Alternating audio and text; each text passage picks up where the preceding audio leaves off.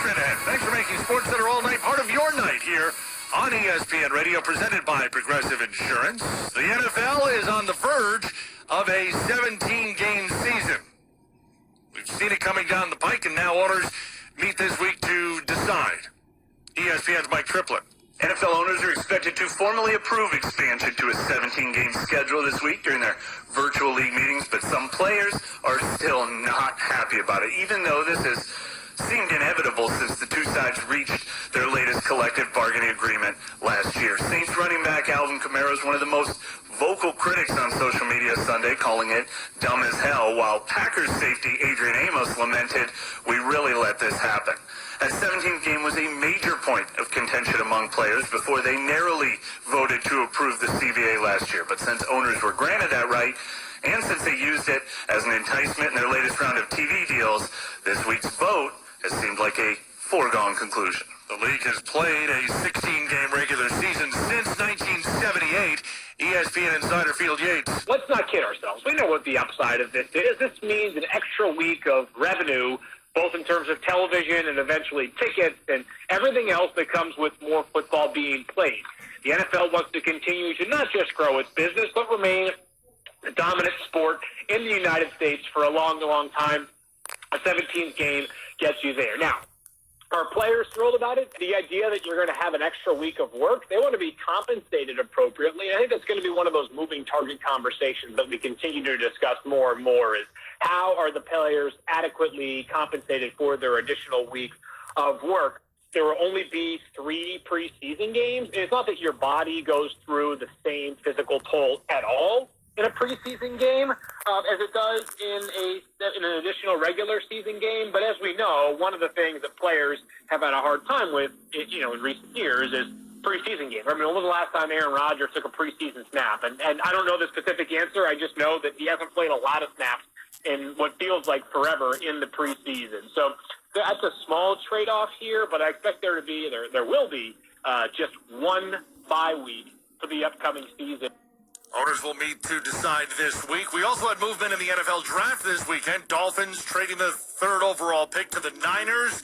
That package included the number 12 pick in return, but Miami wasn't done. They trade away the number 12 pick and a 2022 first-rounder to the Eagles to get the number 6 pick. ESPN analyst Matt Bowen. Well, I think one is quarterback drift. I would not be surprised to see 4 or possibly 5 quarterbacks in the top 10 of the draft. And partially because of that, there's not high-end pass rushers, defensive tackles. We might only see one offensive tackle in the top 10. I think really looking at it right now, what about Miami? The trades they made, they're getting back up into that middle of the top 10. They're now in a position to get a dynamic playmaker, an offensive playmaker, whether it's Kyle Pitts from Florida, Jamar Chase, or Devonta Smith. I think they're in a prime position now to add an offensive playmaker around Tua and get that offense going. Much more on all the NFL moves coming up on KJZ this morning, 6 to 10 Eastern Time. Our ESPN NFL front office insider, Mike Tannenbaum, joins the show at 6:45 Eastern Time. Right now, Sports Center All Night. We did crown a basketball champ on Sunday. A dominant performance in the semifinals and a dominant performance in the final game. Memphis Tigers, your 2021 NIT champions. Memphis capturing the NIT with its win over Mississippi State. It was on ESPN. Memphis with its 2nd NIT championship. They also won in 2002. Memphis 11-3 in 13 games since the start of February. The 2 losses were against Houston by 3 points or fewer. Memphis coach Penny Hardaway. For our guys, we're going to be relentless today, and we weren't going to leave here without a championship. We had to do it for our city. We owed them that this year for the way we started off. And, man, they kicked in at halftime. I had some choice words. And they kicked in the second half. You mentioned your city as well that you grew up and played in. What does this mean to Memphis? It means a lot to us, man. We haven't had a championship in anything in a long time. And to bring this back to the city is just a start from where we want to go from here, for sure. It's been a long year for your players between cancellations and isolation and all the protocols. What's it like to finish and see them celebrating? Man, this means everything. From where we started, it was very rocky in the beginning of the season, but that's what perseverance is all about. That's what buying in is all about. And then you become champions. So these guys are champions now, and I'm happy for that.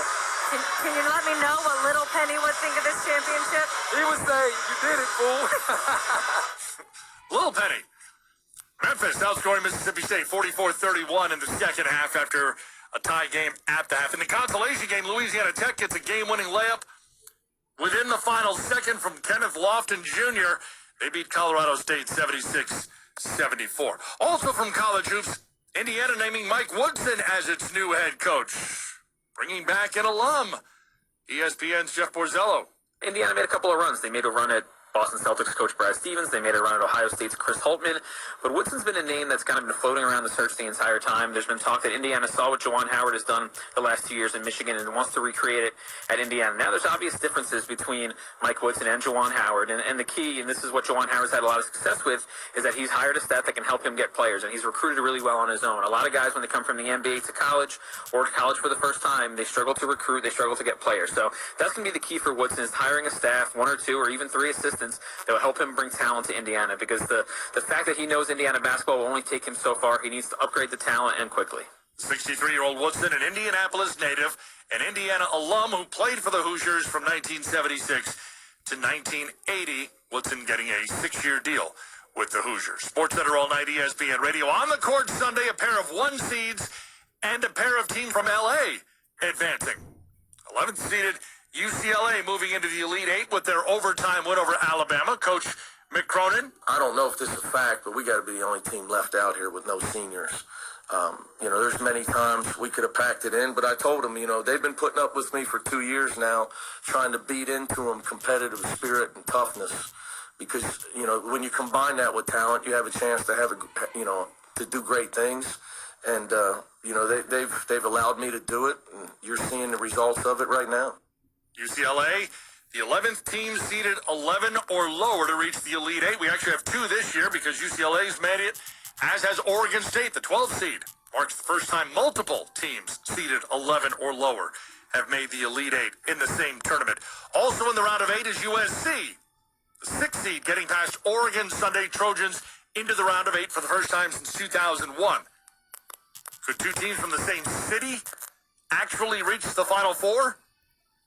Both LA teams have significant hurdles in front of them. They get 1 seeds next in their region. USC now facing unbeaten Gonzaga, which moved on with a win over Creighton.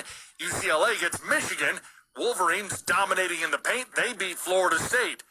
ESPN analyst Jay Billis. Michigan's win over Florida State to get to the Elite Eight was really impressive. First, Michigan owned the tempo. They were able to slow Florida State down. They kept the Seminoles out of transition. They also took advantage of Florida State's turnovers in the first half. They had double-digit turnovers, and that's been a problem for Florida State really over the last 3 weeks, where they turned the ball over 18 times against North Carolina, 25 times against Georgia Tech, and then they turned it over 14 times against a more of a containment defense in Michigan. But Michigan got contributions from everyone, and they took advantage of Florida State's switching. Hunter Dickinson would come out and set high ball screens. They were almost ghost screens. He never made contact. Then he would just roll a guard down into the post. And then whenever a catch was made by Michigan, usually by Franz Wagner, it would be a catch on the run. Eli Brooks, a catch on the run. And they would be able to turn the corner, get downhill, bring help, and then they're able to drop it off. It was just a clinic on the offensive end. And Michigan shot 49% for the game. They limited Florida State's three-point attack, 5 for 20 for the Seminoles. It was a rough night for Florida State. But how about the contribution of Franz Wagner? He had 13 points, 10 rebounds, 5 assists. And Brandon Johns, who's really filling in for the injured Isaiah Livers, was terrific with 14 points, 6 rebounds, a couple of big steals. Michigan's in the Elite Eight without Isaiah Livers. They can win again. And as for seeing Isaiah Livers again, it was a question for Coach Juwan Howard from our Myron Metcalf. Juwan, just confirming, Isaiah's out for the rest of the tournament. Is that accurate? He's out indefinitely. So there's a chance he can return, or is he out? He's out indefinitely. But Michigan is moving on into the round of 8, and Howard says the culture is all trust and confidence. Why not give them confidence? That's what we're here for, to empower these young men who's put in a lot of hard work and effort each and every day in practice, games. If you break their confidence, then they will not be able to go out there and compete at a high level. The trust is earned not only just from the players, but also coaches. You know, we have to earn their trust. And so with all the work that we put in practice, you know, we see what our guys provide from a skill level, also being neck up, and then also the hard work they bring in with the energy and effort. So the trust and the belief is there on both sides. That's a part of our culture. A key word, trust. Michigan making its fourth Elite Eight appearance since 2013. Sports Center all night, ESPN Radio. Sunday in the women's tournament, a pair of 1 seeds advancing.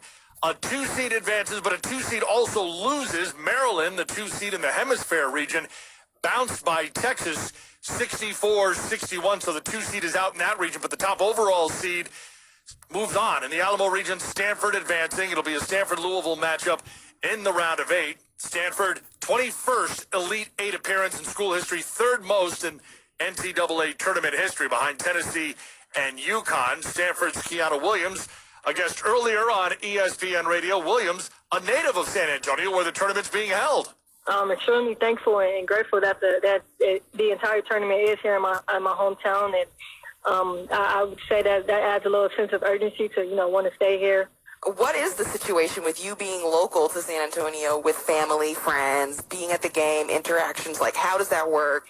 Yeah, I can't interact with anyone in person, but I've been on a lot of FaceTime calls and regular phone calls with my family. Everybody's texting me and stuff. It's all been great. It is hard, I want to go up there and just hug my mom so bad, but I know it's going to be worth the wait. One thing that has happened is my dad, he's cooked 2 meals for the team. He barbecued the first week we were here, and then he made his enchilada pie, which everyone loved. So we got a little Tex-Mex also. That is incredible. Papa came through with the grill. You've got the home cooking right there. Another advantage, too, this Stanford team has been on the road for a huge chunk of the season due to COVID protocol and rules and regulations in the Santa Clara County. You guys were not able to sleep in your own beds or be on campus for weeks and weeks and weeks. Has that given you an advantage being in a bubble situation now in the tournament? Yeah, just looking back on that December, those two months in living out of a suitcase, living out of a hotel, it was extremely difficult. It was hard and challenging. But we really had to just dig deep and lean on one another to get through those days. There were some times I know I didn't want to be at practice. I know my teammates didn't want to be at practice. And you're leaving practice going straight to class. So like I said, it was extremely difficult, but we really leaned on each other and grew as a team because we were all going through the same thing. And I think, when we heard that the entire tournament would be in one location and we'd be living out of a suitcase again, we were like 3 weeks, we can do that. We did it for 10 weeks. So I think we for sure have an advantage in that aspect. We are talking with Kiana Williams, senior guard from Stanford, on the Goodyear Hotline. Speaking of that bubble, so much was made at the beginning of the women's tournament about the lack of accommodations, the lack of weight room, and how it was not equal to what the men have received. How have the accommodations been since then, and how has your team really adjusted to life in the bubble with those accommodations? It was heartbreaking, seeing the comparison of what the men had with the weight room situation and what we had. But at the end of the day, we went 10 weeks without our own weight room at Stanford. So we got creative, lifting whatever we needed to, put in books in a backpack and using those as weights, to squat and stuff. So, but I'm really thankful how fast the NCAA made adjustments and how quickly things happen, and we got a weight room, and it's really nice, and we're extremely thankful for it. But as Taurus says, don't get stuck in the weeds. We're here to play basketball, and yes, the changes need to be made, but we're at the end of the day, we're here to play basketball, so we can't focus on us not having a weight room when we went 10 weeks without one. Stanford's Kiana Williams earlier here on ESPN Radio. Stanford moving into the round of 8. They get the 2-seed Louisville up next in the tournament, which continues on ESPN. Straight ahead, we've got opening day this week. Sports Center All Night continues. It's ESPN Radio.